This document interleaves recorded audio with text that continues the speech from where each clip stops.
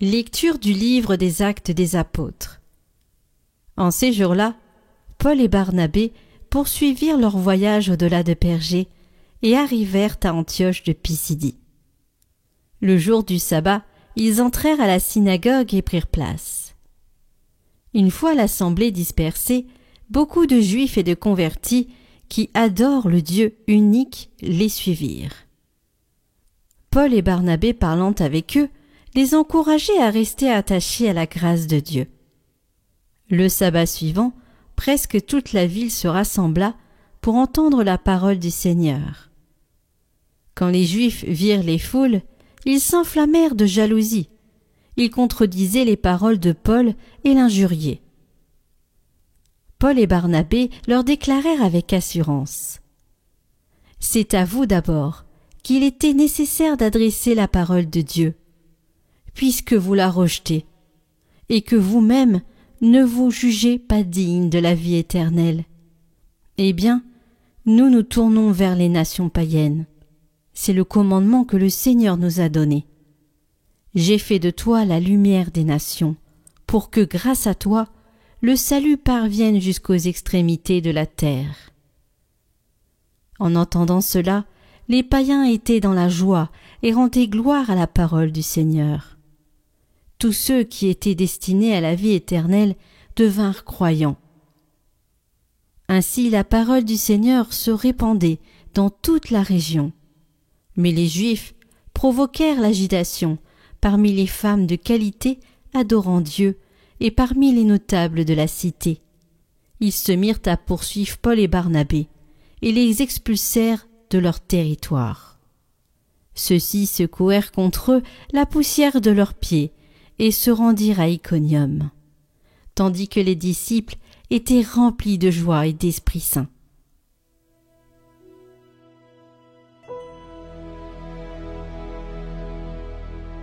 Nous sommes son peuple, son troupeau. Acclamez le Seigneur, terre entière. Servez le Seigneur dans l'allégresse. Venez à lui avec des chants de joie. Nous sommes son peuple, son troupeau. Reconnaissez que le Seigneur est Dieu. Il nous a fait et nous sommes à lui. Nous, son peuple, son troupeau. Nous sommes son peuple, son troupeau. Oui, le Seigneur est bon, éternel est son amour. Sa fidélité demeure d'âge en âge. Nous sommes son peuple, son troupeau.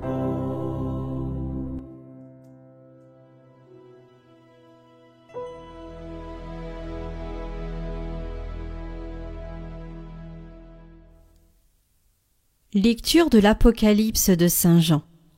Moi, Jean, j'ai vu, et voici une foule immense, que nul ne pouvait dénombrer. Une foule de toutes nations, tribus, peuples et langues. Ils se tenaient debout devant le trône et devant l'agneau, vêtus de robes blanches, avec des palmes à la main. L'un des anciens me dit : « Ceux-là viennent de la grande épreuve, ils ont lavé leurs robes, ils les ont blanchies par le sang de l'agneau. C'est pourquoi ils sont devant le trône de Dieu et le servent jour et nuit dans son sanctuaire. Celui qui siège sur le trône établira sa demeure chez eux.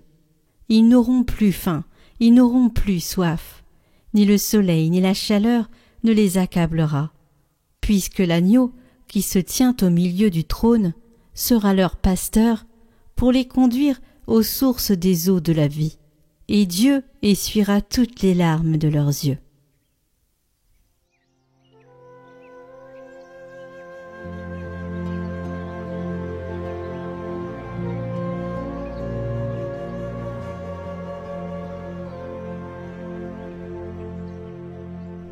Évangile de Jésus-Christ selon saint Jean.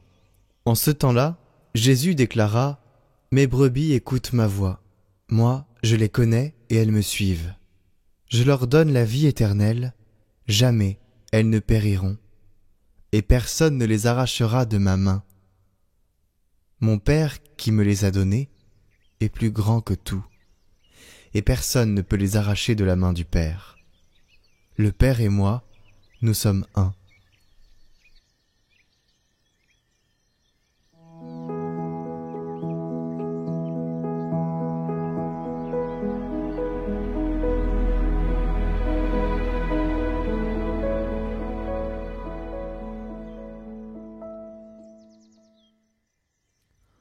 Jeudi soir, en fin d'après-midi, de la fumée blanche s'est échappée de la chapelle Sixtine.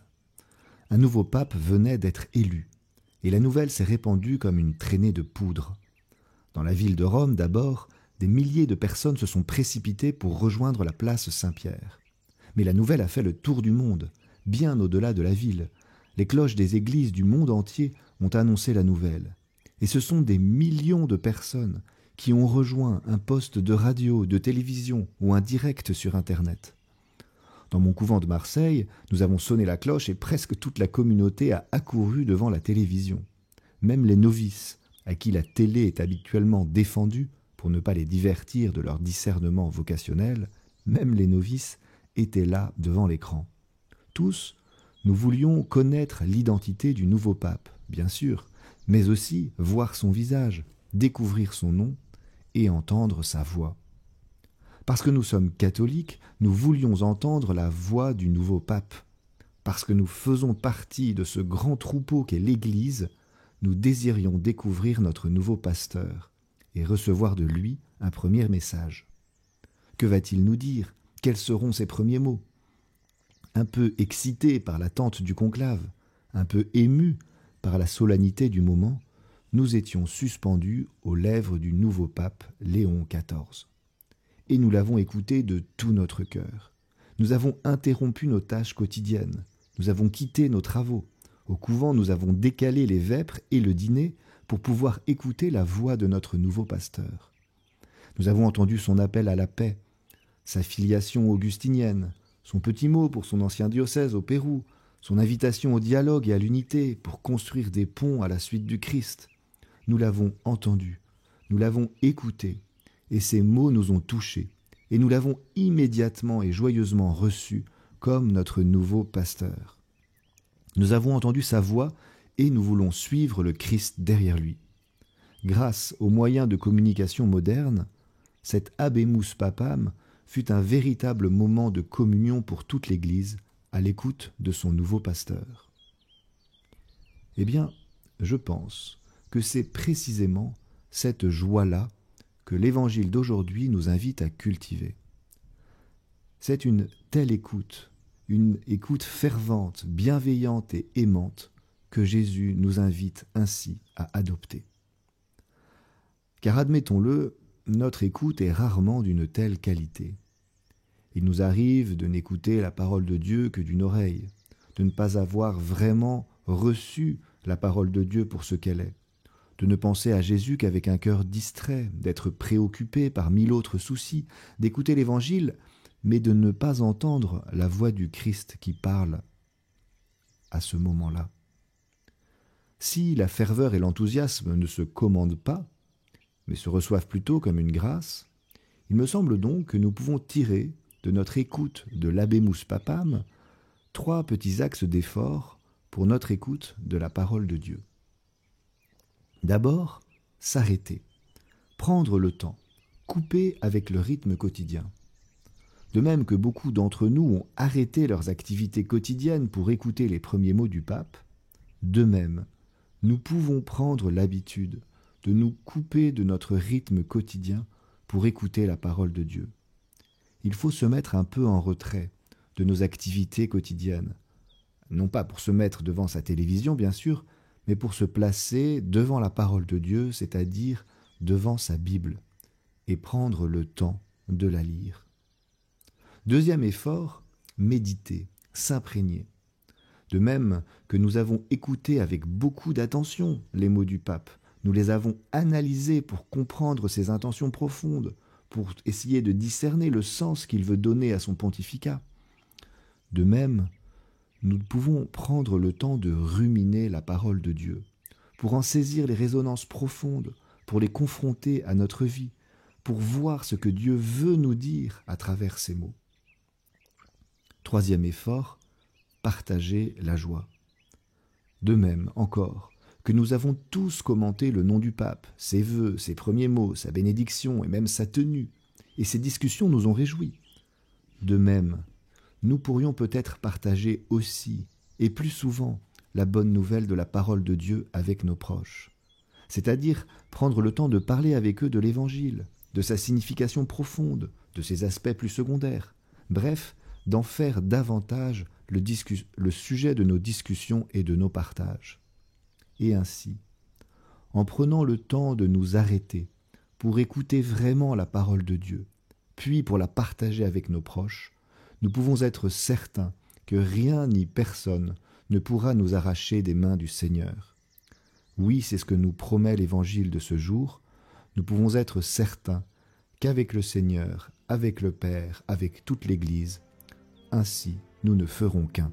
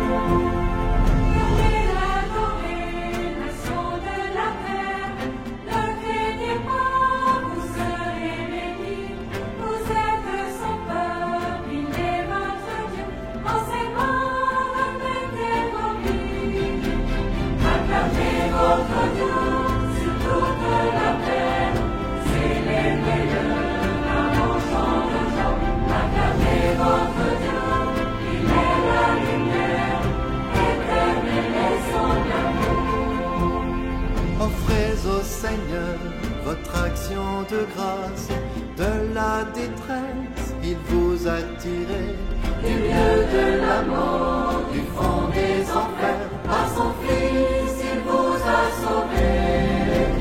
Acclamez votre Dieu sur toute la terre, célébrez-le par vos chants de joie.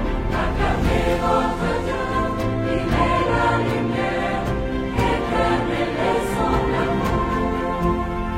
Venez au banquet, buvez à la source, Dieu vous invite, écoutez sa voix. Venez sans argent, approchez de lui.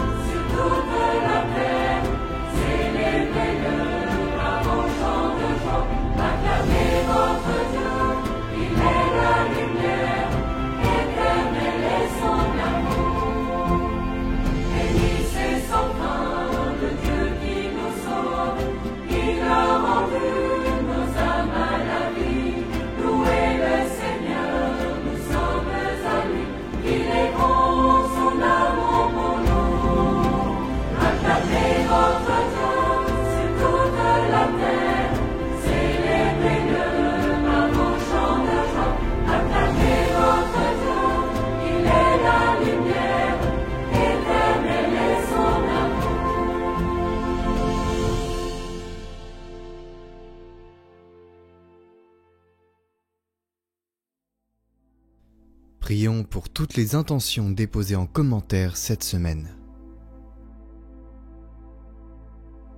Notre Père qui es aux cieux, que votre nom soit sanctifié, que votre règne vienne, que votre volonté soit faite sur la terre comme au ciel. Donnez-nous aujourd'hui notre pain de ce jour. Pardonnez-nous nos offenses, comme nous pardonnons aussi à ceux qui nous ont offensés. Et ne nous laissez pas entrer en tentation, mais délivrez-nous du mal. Amen. Je vous salue Marie, pleine de grâce, le Seigneur est avec vous. Vous êtes bénie entre toutes les femmes, et Jésus, le fruit de vos entrailles, est béni. Sainte Marie, Mère de Dieu, priez pour nous, pauvres pécheurs, maintenant et à l'heure de notre mort. Amen. Gloire au Père et au Fils et au Saint-Esprit, comme il était au commencement, maintenant et pour les siècles des siècles. Amen.